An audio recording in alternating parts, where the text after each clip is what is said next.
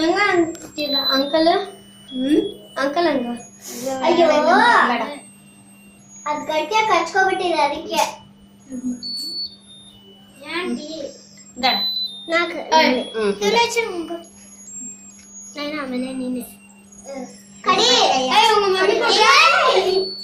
ராகுல் நந்தினி உங்க மம்மி கூட்ட இந்த வந்துருங்க அவனுக்கே விட்டுட்டு வர்றா.